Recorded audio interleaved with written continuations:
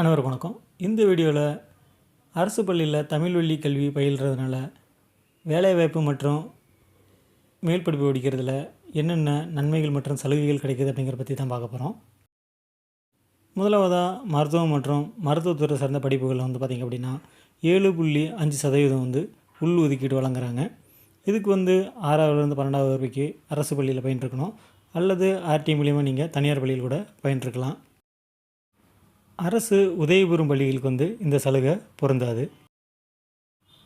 ரெண்டாவதாக 12ஆம் வகுப்பில் பார்த்திங்கன்னா நீங்கள் 50% மதிப்பெண் எல்லாத்துலேயும் பெற்றுக்கணும். அதாவது இயற்பியல், வேதியியல், உயிரியல், தாவரியல் மற்றும் விலங்கியல் இதில் ஏதாவது இருக்கலாம், அல்லது பயோடெக்னாலஜியாக கூட இருக்கலாம்.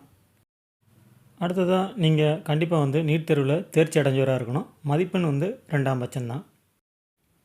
ரெண்டாவதாக பார்த்திங்க அப்படின்னா தொழில்நுட்ப கல்லூரி அது சார்ந்த துறைகளில் பயில்றதுக்கு 7.5% இடஒதுக்கீடு வழங்குறாங்க. முதல் தலைமுறை பட்டதாரியாக இருந்ததுன்னா கூடுதல் சலுகை நீங்கள் பெறலாம். பொறியியல் படிப்புகள் மட்டுமின்றி வேளாண்மை மற்றும் மீன்வளத்துறை சார்ந்த படிப்புகளுக்கும் நீங்கள் 7.5% இடஒதுக்கீடு பெற முடியும். மூணாவதாக பார்த்திங்கன்னா அரசு போட்டித் தேர்வுகள், அதாவது டிஎன்பிஎஸ்சி, டிஆர்பி போன்ற தேர்வுகள் பார்த்திங்க அப்படின்னா தமிழ் வழி கல்வி சான்று வச்சுருந்தீங்கன்னா 20% இதுக்கு இடஒதுக்கீடு தர்றாங்க. கூடுதலாக இப்போது 12 வரைக்கும் முடிச்சுட்டு, அதாவது அரசு பள்ளியில் தமிழ் வழி கல்வியில் பயின்றுட்டு அடுத்ததாக உயர்கல்வி பயிலும் மாணவ மாணவிகளுக்கு பார்த்திங்க அப்படின்னா மாதம் 1000 ரூபா அரசு தரப்புலேருந்து வழங்குறாங்க.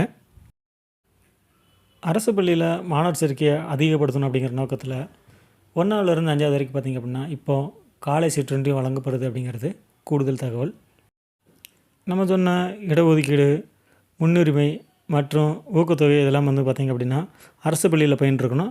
அப்படி இல்லைன்னா ஆர்டி மூலிமா ப்ரைவேட் ஸ்கூலில் படிச்சுட்டு மறுபடியும் 8ஆவதுக்கு மேலே நீங்கள் கவர்மெண்ட் ஸ்கூலில் படிச்சிருக்கணும். இதில் அரசு உதவி பெறும் பள்ளிகள் மட்டும் இடம்பெறாது. இந்த வீடியோ உங்களுக்கு பயனுள்ளதாக இருக்கும் நம்புகிறேன். மீண்டும் இன்னொரு வீடியோவில் சந்திக்கலாம். நன்றி, வணக்கம்.